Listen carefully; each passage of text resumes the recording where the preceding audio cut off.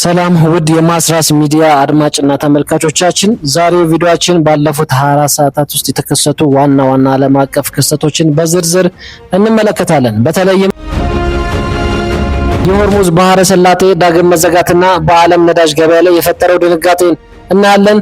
ከዛም በመቀጠል የፕሬዝዳንት ዶናልድ ትራምፕ ጠንከር ያለ ማስጠንቀቂያ ለኢራን እና የአሜሪካ ቀጣይ እርምጃ በኢራን ላይ የሚሉትን በተገቢ መልኩ እንመረምራለን።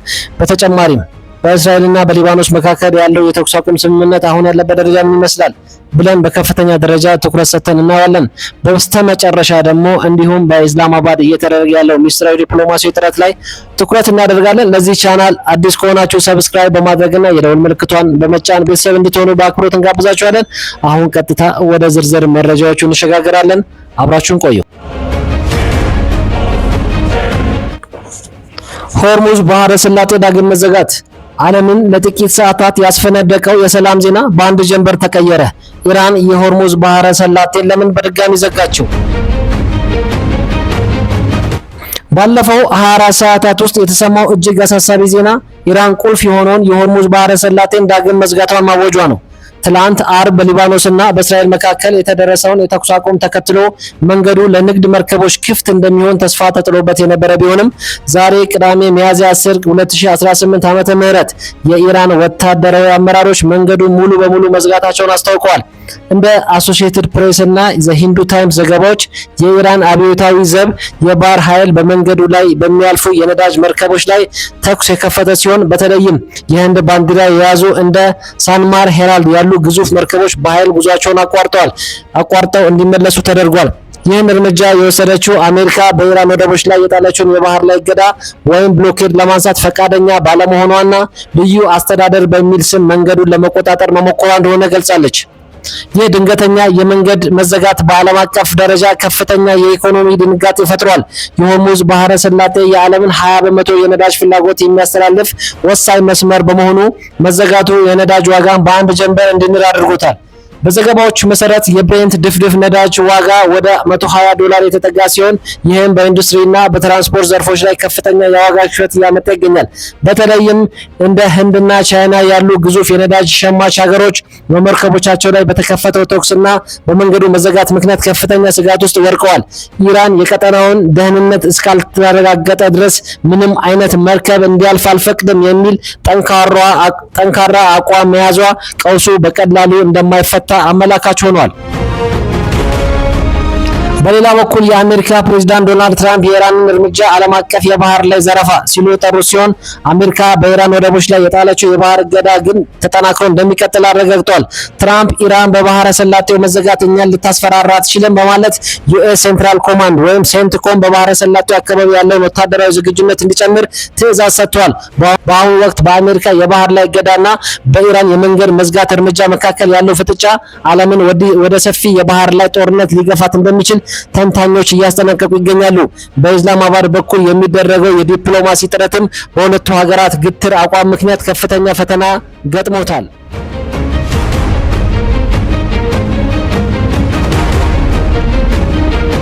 የፕሬዝዳንት ትራምፕ ማስጠንቀቂያ። ትራምፕ በድጋሚ ተቆጡ። ኢራን አሜሪካን ልታስፈራራ አትችልም ያሉት ፕሬዝዳንት ምን ለማድረግ አቀዱ?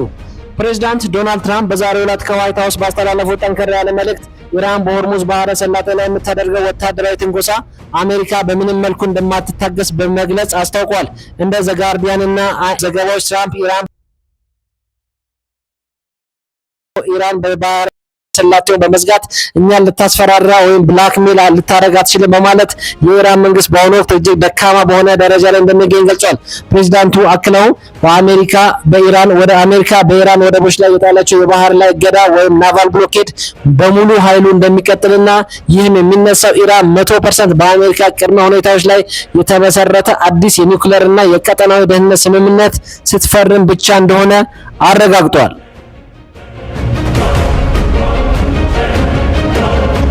ይህ የትራምፕ ማስጠንቀቂያ የመጣው ኢራን ለጥቂት ሰዓታት ከፍተው የነበረውን ባህረ ሰላጤ ዳግም መዝጋቷና በንግድ መርከቦች ላይ ተኩስ መክፈቷን ተከትሎ ነው። ፕሬዝዳንቱ በንግግራቸው ኢራን ለ47 ዓመታት በፈጸመችው ግድያና ጥፋት አትቀጥልም በማለት የቀድሞውን አስተዳደር ይከተለው የነበረውን የልምሻ ፖሊሲ ማክተሙን አብስሯል።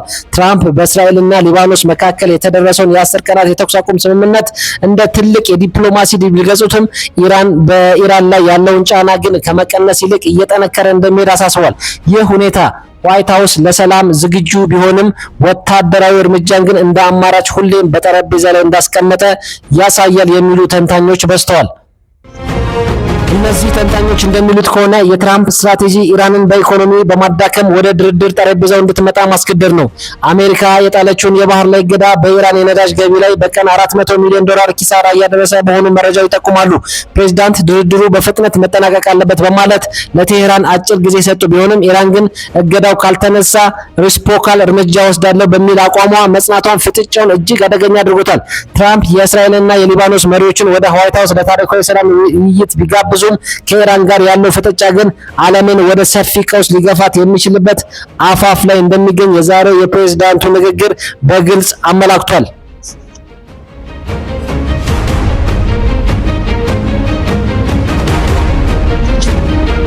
የእስራኤልና ሊባኖስ የተኩስ አቁም ሁኔታ ኢዝራኤል ሊባኖን ትሩስ በቤሩት ጎዳናዎች ላይ ደስታ ቢታይም የሰላሙ ስምምነት ግን በቀጭን ገመድ ላይ ቆሟል። ጦርነቱ በእውነት አበቃ? በእስራኤልና በሊባኖስ መካከል ለ10 ቀናት የሚቆይ ታሪካዊ የተኩስ አቁም ስምምነት ትላንት ሚያዝያ 10 ቀን 2018 ዓመተ ምህረት እኩለ ሌሊት ላይ በይፋ ተጀምሯል። እንደ አልጀዚራና ዋፋ ዘገባዎች ስምምነቱ ተግባራዊ መሆኑ መጀመሩን ተከትሎ ላለፉት ሳምንታት በከባድ ጦርነት ሲታመሱ የነበሩት የሊባኖስ ደቡባዊ ክፍሎች አንጻራዊ ጸጥታ ሰፍኖባቸዋል። ይህንን አጋጣሚ በመጠቀም በሺዎች የሚቆጠሩ ተፈናቃዮች በፈራረሱት መንገዶች ላይ ተጭነው ወደ ቀያቸው መመለስ የጀመሩ ሲሆን የሊባኖስ ጦርም በሊታኒያ ወንዝ አቅራቢያ ያለውን ወታደራዊ ስምሪት በማጠናከር ጸጥታውን የማስከበር ኃላፊነት ወስዷል። ሆኖም ግን እስራኤል በድንበር አካባቢ የ10 ኪሎ ሜትር የደህንነት ቀጠና ወይም ሴኩሪቲ ዞን አሁንም በቁጥጥሯ ስር ማድረጓና ጦርነቱ በይፋ ለመጠናቀቁን ተመላሾቹ በስጋት ውስጥ ሆነው አይተውታል። የዚህ ተኩስ አቁም ስምምነት ዋነኛ አሸማጋይ አሜሪካ ስትሆን ፕሬዝዳንት ዶናልድ ትራምፕ ስምምነቱን ለዘላቂ ሰላም የመጀመሪያው እርምጃ ሲል ጠርተውታል። ይሁን እንጂ ስምምነቱ በቀላሉ ሊፈርስ የሚችልባቸው በርካታ ቀዳዳዎች መኖራቸውን ተንታኞች እያስጠነቀቁ ነው።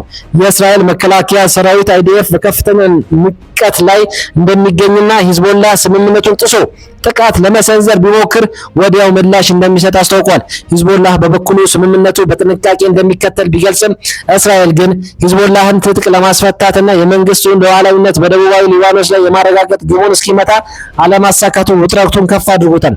ትላንት ምሽት ላይ እንኳን በቢንት ጀብሊ አካባቢ የታዩት የተወሰኑ ጥቃቶች ስምምነቱ ምን ያህል በቀጭን ገመድ ላይ እንደሚገኝ ማሳያ ተደርጎ እንደተወሰደ የከፍተኛ ባለስልጣናት እየተናገሩ ይገኛሉ። የስምምነቱ ስኬት የሚወሰነው በሚቀጥሉት 10 ቀናት ውስጥ በሚደረገው ጥልቅ የዲፕሎማሲያዊ ንግግር ነው። ሊባኖስ ሂዝቦላህን ወደ ድንበር እንዳይመለስ የማድረግ ግዴታ ያለባት ሲሆን እስራኤል ደግሞ ኃይሏን በየደረጃው እንድታስወጣ ይጠበቃል። ነገር ግን እስካሁን ሂዝቦላ የከባድ መሳሪያዎቹና የመሬት ውስጥ ዋሻዎቹን አልለቀቀም ተብሎ መታመኑ ለእስራኤል የደህንነት ስጋት ሆኖ ቀጥሏል።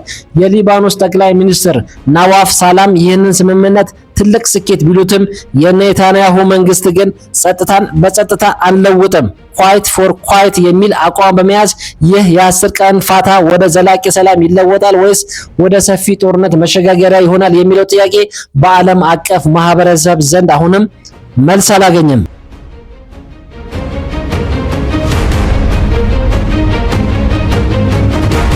በሌላ ዜና የፓኪስታን አደራዳሪነትና የዓለም ዜናዎች ኢስላማባድ የሰላም ድልድይ ልትሆን ትችላለች።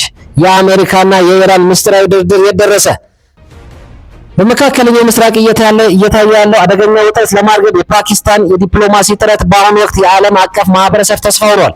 እንደ ሚድል ኢስት ሞኒተር እና አናዶሉ ኤጀንሲ ዘገባዎች በአሜሪካና በኢራን መካከል የሚደረገው ሁለተኛው ዙር የቴክኒክ ደረጃ ድርድር በሚቀጥለው ሰኞ በኢስላማባድ እንደሚካሄድ ይጠበቃል። የፓኪስታን ጦር አዛዥ ጄኔራል አሲም ሙኒር ባለፉት ጥቂት ቀናት በቴህራን ካደረጉት ጉብኝት በኋላ ኢራን የሆርሙዝ ባህረ ሰላጤን ለንግድ መርከቦች ክፍት ለማድረግ ፍንጭ ሰጥታ የነበረ ቢሆንም የአሜሪካው ፕሬዝዳንት ዶናልድ ትራምፕ ግን ስምምነት ላይ እስካልደረስን ድረስ በኢራን ላይ የጣሉት የባህር ላይ እገዳ እንደማይነሳ አስታውቀዋል። ትራምፕ ድርድሩ ስኬታማ ከሆነ ስምምነቱን በግላቸው ለመፈረም ወደ ኢስላማባድ ሊጓዙ እንደሚችሉ መግለጻቸው የፓኪስታንን ቁልፍ አደራዳሪነት ይበልጥ አጉልቶታል። በሌላ በኩል የሩሲያና የዩክሬን ጦርነት ባለፉት 24 ሰዓታት ውስጥ ወደ አዲሱ የጥፋት ምዕራፍ ተሸጋግሯል። ኪየቭ ፖስት እንደዘገበው ሩሲያ ዛሬ ማታ ሚያዝያ 10 ቀን 2018 ዓ.ም ከ200 በላይ ድሮኖች በመጠቀም በዩክሬን የኃይል መሰረተ ልማቶች ላይ ከፍተኛ ጥቃት የፈጸመች ሲሆን በዚህ ምክንያት በቸርኖቪል ክልል ብቻ ከ380 ሺህ በላይ ዜጎች ያለ ኤሌክትሪክ ኃይል እንዲቀሩ ሆኗል። ዩክሬን በበኩሏ የሩሲያን የኢንዱስትሪ ማዕከል በድሮን መምታቷን ምላሽ እየሰጠች ትገኛለች። ይህ በኃይል ዘርፍ ላይ ያተኮረው ፍጥጫ ሁለቱም ሀገራት የባላጋራቸውን የኢኮኖሚ አቅም በማዳከም የበላይነትን ለመያዝ የሚያደርጉት ጥረት አካል መሆኑን ተንታኞች ሲገልጹ ይታያሉ። በተመሳሳይ ጊዜ በሃይማኖትና ዲፕሎማሲያዊ መድረክ የቫቲካንና የአሜሪካ ግንኙነት እጅግ በሻከረበት በዚህ ወቅት ፖፕ ሊዮ 14ኛ የአራት ሀገራትን የአፍሪካ ጉብኝታቸውን ሶስተኛ ምዕራፍ ለመጀመር ዛሬ አንጎላ ሉዋንዳ ገብተዋል።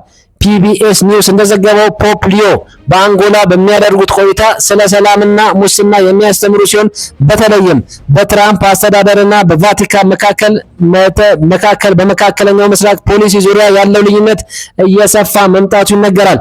ፖፑ የትራምፕን ኢራንን የማጥፋት ማስጠንቀቂያ ተቀባይነት የሌለው ሲሉ የኮነኑ ሲሆን ትራምፕ በበኩላቸው ፖፑን በውጭ ፖሊሲ ደካማ ሲሉ ወቅሰዋል። እነዚህ ሁለት ክስተቶች የዓለማችን በአሁኑ ወቅት በወታደራዊ በኢኮኖሚና በዲፕሎማሲያዊ ቀውሶች ውስጥ የምትገኝ መሆኗን የሚያሳዩ ነጥቦች ሆነው እየተወሰዱ ይገኛሉ።